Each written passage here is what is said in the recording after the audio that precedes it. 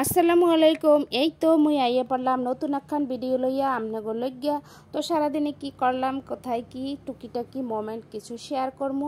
আর এই তো সবাইকে শেষ পর্যন্ত মোর ভিডিওটা দেখার অনুরোধ রইল। তো সবাই কেমন আছেন সেটাও জানাবেন। আর এই যে প্রথমেই বৃষ্টি মানেই ভেজা পথ, ভেজে মন আর পুরনো দিনের সুর ছুঁয়ে যাওয়া এক নরম অনুভূতি।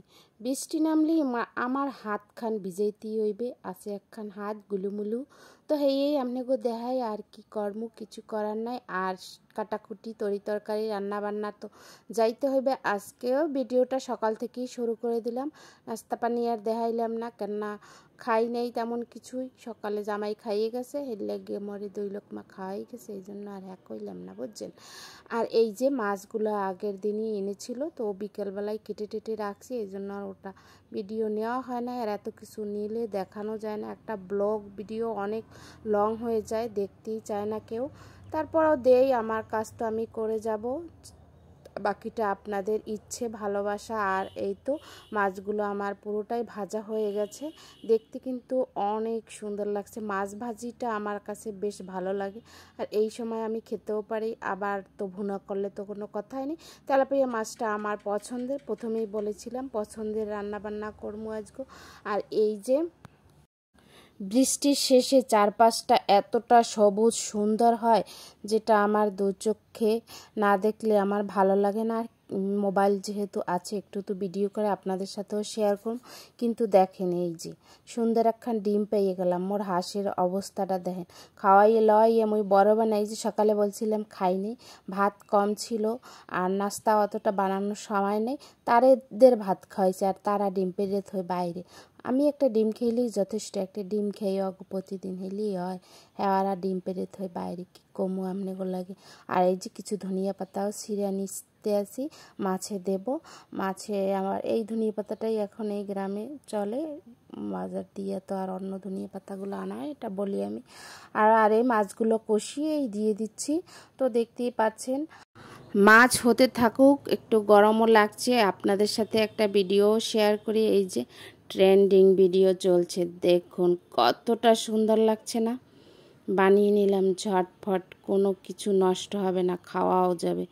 কি বলেন তো? বলতে পারবেন না। আমার মনে হচ্ছে এই গ্লাসটার দিকেই আমি তাকিয়ে থাকি, শুধু তাকিয়ে থাকি, এতটা সুন্দর লাগছে। আপনারাও জানাবেন যে কেমন লাগছে আমার এই গ্লাসটা।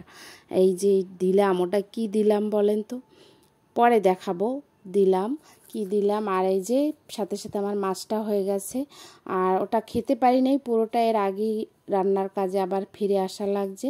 আর না খেতে পারারও একটা কারণ ছিল, সেটাও একটু পরে বলবো আর দেখাবো।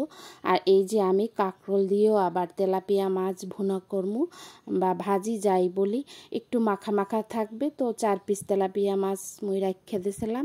মাঝে মাঝে আপনাগুলো একটু আঞ্চলিক শেয়ার করি, আবার শুদ্ধই যেই মানে মিলেই জিলেই জগা খিচুড়ি। আর যে বলছিলাম না খেতে পারি নাই, ওখানে পানি দিয়ে আসছি, ওটা হতে থাক। এই যে একদম চিনি, এটা আর চিনি আমার মিষ্টি মিষ্টি লাগে, এই জন্য চিন্তা করলাম একটু লেবু দিই আর আরেকটু লবণ দিই সামান্য, মানে আমার 1 কাজে 2 কাজ। দেখুন কতটা সুন্দর লাগছে, মনে হচ্ছে সেই ভাইরাল ট্রেন্ডিং ভিডিও হয়ে গেছে। এটা থাকতে আমি যে কেন হলুদ দিয়ে ট্রাই করেছিলাম, এটা দিয়ে ট্রাই করলেই হতো, আমার হলুদও নষ্ট হতো না। এটা হলো একটা জুস, বুঝছেন, অ্যাক্টিভ জুস, মানে আমার ননদের জামাই বাহির দিয়ে আনছিলে মালয়েশিয়া। তো আমি খাই নেই মিষ্টি দেখে কখনোই, একদম ফ্রিজে পড়েছিল।